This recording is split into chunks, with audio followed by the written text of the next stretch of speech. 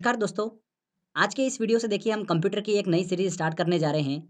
काफ़ी स्टूडेंट ने रिक्वेस्ट करी थी कि सर कंप्यूटर से आजकल एग्जाम में काफ़ी क्वेश्चंस पूछे जा रहे हैं, तो कंप्यूटर सब्जेक्ट को कंप्लीट कराया जाए।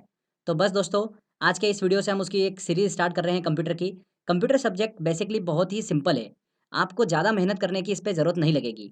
मैं आपको बड़ी आसान लैंग्वेज में इसको समझाऊंगा। तो चलिए फ्रेंड्स, हम इसको स्टार्ट करते हैं। देखिए कंप्यूटर सब्जेक्ट जो है बेसिकली 3 पार्ट में डिवाइड है। हार्डवेयर, सॉफ्टवेयर और नेटवर्किंग। एक-एक भाग का हम अच्छे से अध्ययन करेंगे। सबसे पहले हम हार्डवेयर से स्टार्ट करेंगे, जिसमें आज के इस वीडियो में मैं आपको कंप्यूटर सिस्टम के बारे में बेसिक डिटेल और वर्किंग को समझाऊँगा। साथ ही कंप्यूटर के सभी कंपोनेंट को भी हम डिस्कस करेंगे। तो फ्रेंड्स, जब भी हम कंप्यूटर सिस्टम की बात करते हैं, तो इस तरीके की इमेज हमारे दिमाग में आती है। आप सभी ने कंप्यूटर सिस्टम तो देखा ही होगा, जिसमें इनपुट डिवाइस हम देखते हैं, सिस्टम यूनिट हमको देखने को मिलती है। तो ये सभी डिवाइस मिलकर क्या कहलाते हैं? कंप्यूटर सिस्टम कहलाता है। अब आप सभी को इनपुट और आउटपुट डिवाइस जैसे कीबोर्ड, मॉनिटर के बारे में तो पता होता है, पर सिस्टम यूनिट को लेकर कुछ कन्फ्यूजन होता है। तो मैं आपको अच्छे से समझाता हूँ। चलिए देखिए सिस्टम यूनिट के बारे में। जनरली सभी लोग इसे क्या बोलते हैं? सीपीयू कहते हैं, पर ये सीपीयू नहीं होता है, इसे सिस्टम यूनिट कहा जाता है। इसमें एक बड़ा-सा बोर्ड लगा होता है, जिसे मदरबोर्ड कहते हैं, और इसी मदरबोर्ड पर एक चिप लगी होती है, जिसे क्या कहा जाता है? सीपीयू कहा जाता है, या फिर माइक्रो प्रोसेसर भी इसे कहा जाता है। ठीक है?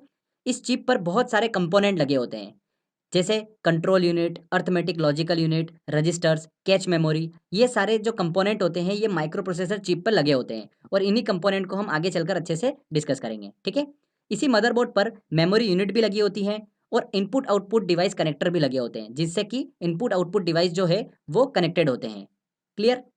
अब देखिए फ्रेंड्स, मैं आपको सबसे पहले कंप्यूटर सिस्टम की वर्किंग को समझा देता हूँ, जिससे कि आपको इन सभी कंपोनेंट के बारे में बेसिक बेसिक इन्फॉर्मेशन मिल जाएगी, तो आपके लिए समझना आसान होगा। वर्किंग समझने से पहले मैं आपको 2 पॉइंट सबसे पहले क्लियर कर देता हूँ। देखिए बहुत ही इंपॉर्टेंट है, ध्यान से सुनिएगा। सबसे पहला पॉइंट, कंप्यूटर जो होता है वो ह्यूमन लैंग्वेज को नहीं समझ सकता है। कंप्यूटर ओनली बाइनरी लैंग्वेज को समझता है। बाइनरी लैंग्वेज मतलब 0 या 1। इन 2 डिजिट में कंप्यूटर जो होता है वो डेटा को रीड करता है और राइट करता है। क्लियर? बाइनरी फॉर्म में ही कंप्यूटर जो होता है वो डेटा को क्या करता है? स्टोर भी करता है। बाइनरी लैंग्वेज जो है वो कंप्यूटर की क्या है? मातृभाषा है। पहली चीज क्लियर हुई। सेकंड चीज, कंप्यूटर प्रोग्राम क्या होते हैं? ये आपको वर्ड कंफ्यूज करेगा, तो ध्यान से सुनिएगा। कंप्यूटर प्रोग्राम क्या होते हैं? सेट ऑफ इंस्ट्रक्शन होते हैं। छोटे छोटे इंस्ट्रक्शन आपस में मिलकर क्या बनाते हैं? एक प्रोग्राम बना लेते हैं, जो कि कंप्यूटर की मेमोरी में स्टोर होते हैं। तो फ्रेंड्स, ये दोनों पॉइंट आपको अच्छे से पहले क्लियर हो जाना चाहिए। आगे आपको समझना बहुत ही ईजी हो जाएगा। चलिए फ्रेंड्स, अब हम कंप्यूटर की वर्किंग को समझ लेते हैं। जब भी यूज़र मतलब हम इनपुट डिवाइस के थ्रू इनपुट देते हैं, उस इनपुट सिग्नल को मतलब इनपुट डेटा को इनपुट डिवाइस जो होता है वो क्या करता है? कंप्यूटर रीडेबल फॉर्म मतलब 0-1 में कन्वर्ट कर देता है। ठीक है? कन्वर्ट करने के बाद में वो मदरबोर्ड के पास उसको भेज देता है, और वहाँ जाकर वो डेटा जो होता है, इनपुट डेटा जो होता है, ठीक है? वो मेमोरी में जाकर स्टोर्ड हो जाता है। क्लियर? सीपीयू क्या करता है? इस सिग्नल से रिलेटेड इंस्ट्रक्शन या डेटा जो होता है वो मेमोरी में से उठाता है, उसको प्रोसेस करता है, और डेटा को इन्फॉर्मेशन में कन्वर्ट कर देता है।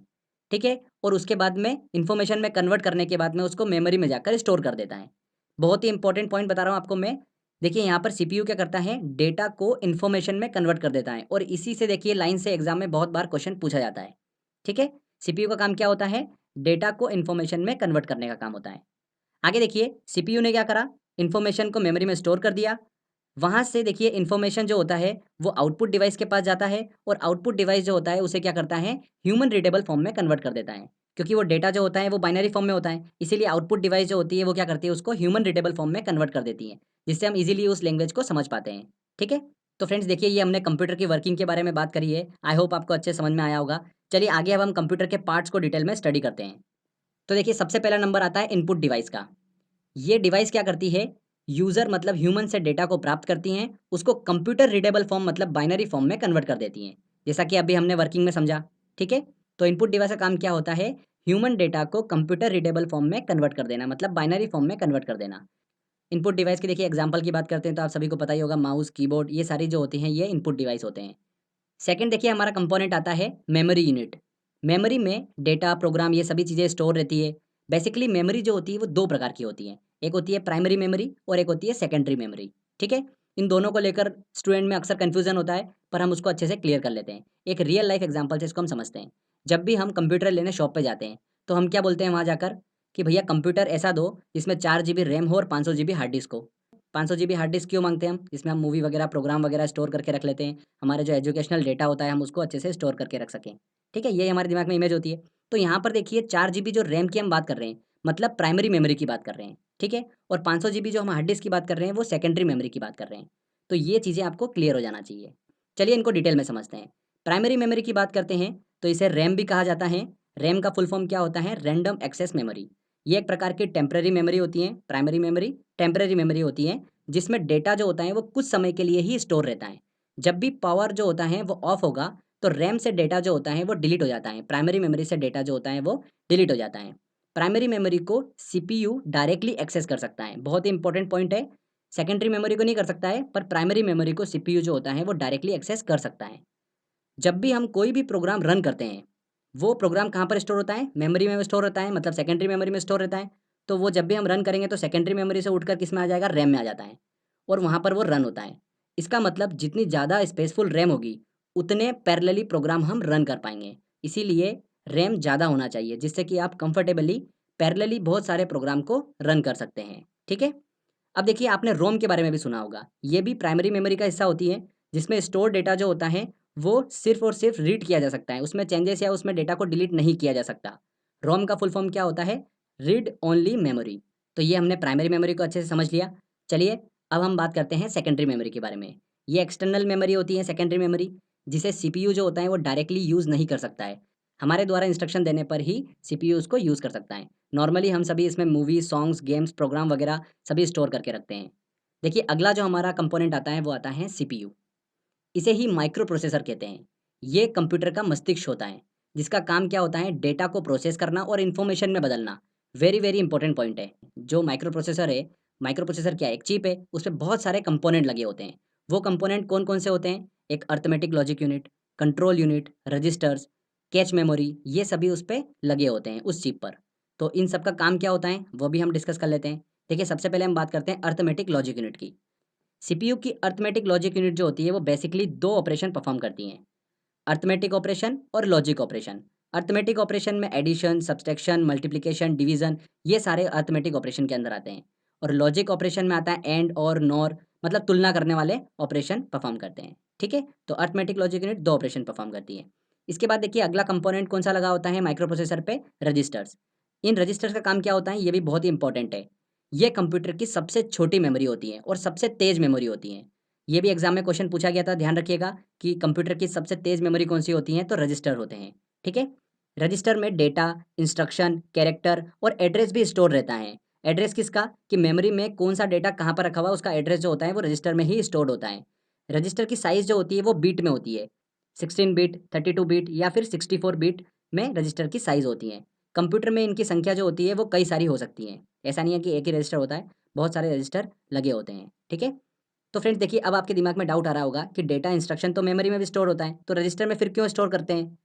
तो जब भी सीपीयू वर्किंग कंडीशन में होता है, तो जो भी डेटा यूज़ कर रहा होता है, उस डेटा को वो रजिस्टर में स्टोर करके रख लेता है। क्यों? क्योंकि रजिस्टर बहुत तेज़ होते हैं और सीपीयू की स्पीड भी बहुत तेज़ होती है। तो अच्छे से वो जल्दी-जल्दी वो प्रोसेस कर पाए और वर्क कर पाए, इसीलिए वो रजिस्टर में उस समय डेटा को स्टोर करके रख लेता है।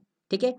अब देखिए रजिस्टर भी अलग-अलग टाइप के होते हैं। Memory address register, instruction register, ठीक है? तो बहुत अलग-अलग टाइप के रजिस्टर होते हैं। इन पे आपको ज़्यादा अभी फोकस नहीं करना है, ये आगे चल के मैं आपको बताऊँगा।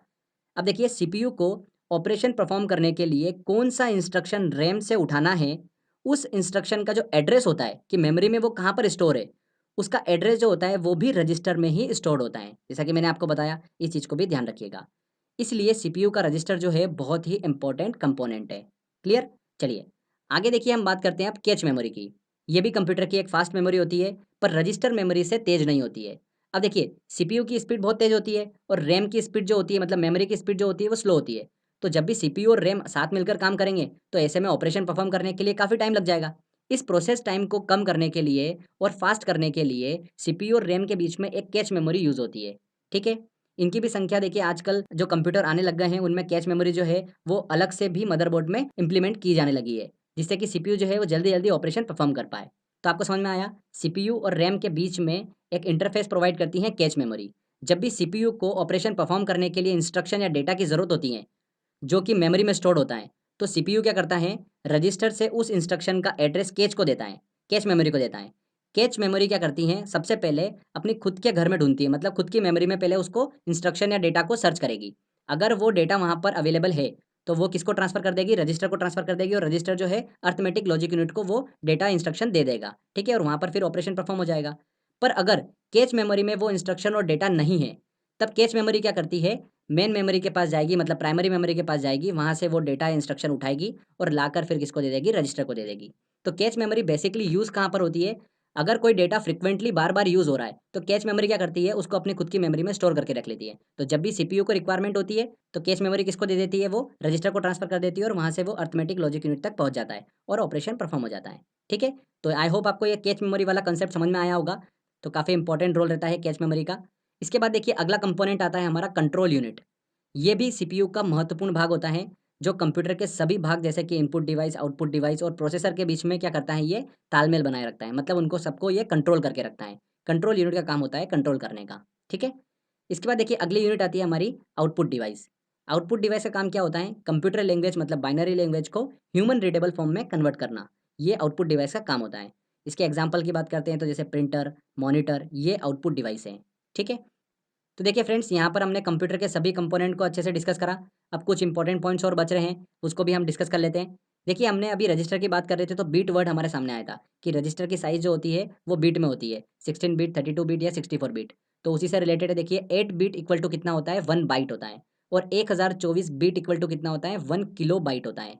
ठीक है, और 1024 किलो बाइट इक्वल टू कितना होता है, 1 मेगाबाइट होता है, मतलब 1 MB होता है।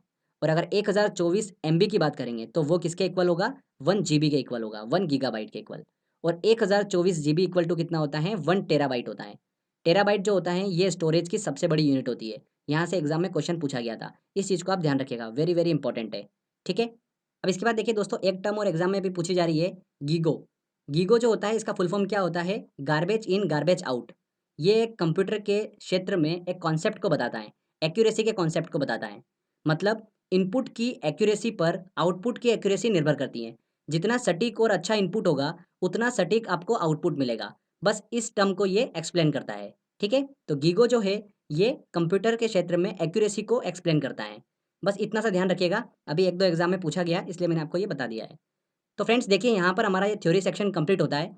इस लेक्चर में देखिए हमने अच्छे से अभी कंप्यूटर के बेसिक डिटेल को समझा, सारे कंपोनेंट को हमने अच्छे से डिस्कस करा, कंप्यूटर की वर्किंग को समझा। तो चलिए इससे रिलेटेड जो एग्जाम में क्वेश्चंस पूछे जाते हैं, ठीक है, और जो एग्जाम में अभी तक क्वेश्चन पूछे गए हैं उनको हम देखिए टेस्ट के माध्यम से सॉल्व कर लेते हैं। तो चलिए टेस्ट की ओर चलते हैं।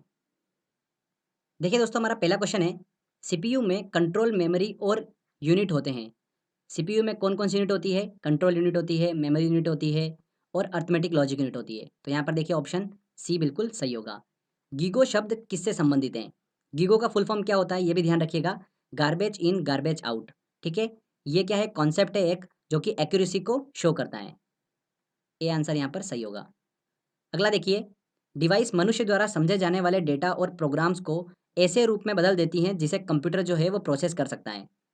मनुष्य द्वारा दिए जाने वाले डेटा को या प्रोग्राम को ऐसे रूप में कन्वर्ट कर देना, मतलब कंप्यूटर रीडेबल फॉर्म में कन्वर्ट कर देना, ये कौन करता है, इनपुट डिवाइस करते हैं, मतलब डी आंसर। ठीक है, चलिए अगला क्वेश्चन लेते हैं। गणना और तुलना करने के लिए कंप्यूटर के किस भाग का उपयोग किया जाता है। देखिए कैलकुलेशन करने के लिए अर्थमेटिक लॉजिक यूनिट का यूज़ किया जाता है। निम्न में से कौन सी हार्डवेयर डिवाइस हैं जो डेटा को इन्फॉर्मेशन में कन्वर्ट कर देती हैं। डेटा को इन्फॉर्मेशन में कन्वर्ट करने का काम कौन करता है, सीपीयू करता है, कंट्रोल प्रोसेसिंग यूनिट। सीपीयू और इनपुट आउटपुट के बीच सिग्नलों के मूवमेंट को कौन नियंत्रित करता है, कौन करता है, कंट्रोल यूनिट। कंट्रोल करने का काम किसका होता है, कंट्रोल यूनिट का काम होता है, सी आंसर। नेक्स्ट क्वेश्चन लेते हैं। प्रोसेसर सीपीयू के तीन मुख्य भाग हैं। देखिए तीन इंपॉर्टेंट पार्ट कौन कौन से होते हैं प्रोसेसर के, arithmetic logic unit, control unit और रजिस्टर। बिल्कुल ए आंसर यहाँ पर सही होगा। एलयू का पूरा नाम है, एलयू का पूरा नाम क्या है, अर्थमेटिक लॉजिक यूनिट। निम्न में से कंप्यूटर का दिमाग किसे कहा जाता है, कंप्यूटर का दिमाग किसे कहा जाता है, सीपीयू को कहा जाता है। माइक्रो प्रोसेसर कंप्यूटर का दिमाग होता है। निम्न में से सबसे तेज मेमोरी कौन सी है, सीडी रोम, रैम, रजिस्टर या कैच। सबसे तेज कौन सी होती है, रजिस्टर मेमोरी जो होती है वो सबसे तेज होती है। रोम का पूरा नाम है, रोम का पूरा नाम क्या है, read only memory, B answer. 1 terabyte equal to, 1 terabyte equal to कितना होता है, 1024 GB। ये 1 टेराबाइट के इक्वल होता है, मतलब बी आंसर। ये भी एग्जाम में क्वेश्चन पूछा गया था, इस चीज़ को ध्यान रखिएगा। 1 byte equal to, 1 byte equal to कितना होता है, 8 बीट इक्वल टू क्या होता है, देखिए इक्वल टू 1 बाइट होता है। और यहाँ पर 1 बाइट पूछा है तो कितना होगा 8 बिट, तो यहाँ पर सी आंसर। कंप्यूटर द्वारा बनाए रिजल्ट को मनुष्य द्वारा पढ़ने योग्य बनाना किसका कार्य होता है? देखिए मनुष्य मतलब ह्यूमन रीडेबल फॉर्म में डेटा को कन्वर्ट करने का काम किसका होता है? आउटपुट डिवाइस का होता है, सी आंसर। देखिए अगला, इनमें से कौन सी मेमोरी अस्थायी प्राइमरी मेमोरी है? कौन सी है अस्थायी प्राइमरी मेमोरी? टेम्परेरी मेमोरी कौन सी होती है? रैम होती है, रैंडम एक्सेस मेमोरी। ठीक है, डेटा जो होता है वो कुछ टाइम के लिए ही उसमें स्टोर्ड होता है। निम्न में से कौन सा स्टोरेज का सबसे बड़ा यूनिट है? देखिए यहाँ पर गीगाबाइट, किलोबाइट, मेगाबाइट या फिर टेराबाइट। तो टेराबाइट जो है वो स्टोरेज का सबसे बड़ा यूनिट है, डी आंसर यहाँ पर सही होगा। तो फ्रेंड्स देखिए कितनी आसानी से हमने सारे क्वेश्चन सॉल्व कर लिए। आई होप आपने भी बड़ी आसानी से क्वेश्चन सॉल्व कर लिए होंगे। तो कंप्यूटर सब्जेक्ट जो है काफ़ी ईजी है, ज़्यादा कोई डिफिकल्ट नहीं है। अगर आपने थ्योरी सेक्शन ध्यान से सुना है तो बस आप सारे क्वेश्चन अच्छे से बना पाएंगे। तो देखिए आज के इस वीडियो में हमने कंप्यूटर के बेसिक डिटेल के बारे में और उसकी वर्किंग को अच्छे से डिस्कस करा। आगे जो लेक्चर आएगा उसमें हम कंप्यूटर की जनरेशन को डिस्कस करेंगे, फर्स्ट जनरेशन, सेकंड जनरेशन और ऐसे फिफ्थ जनरेशन कंप्यूटर को हम डिस्कस करेंगे।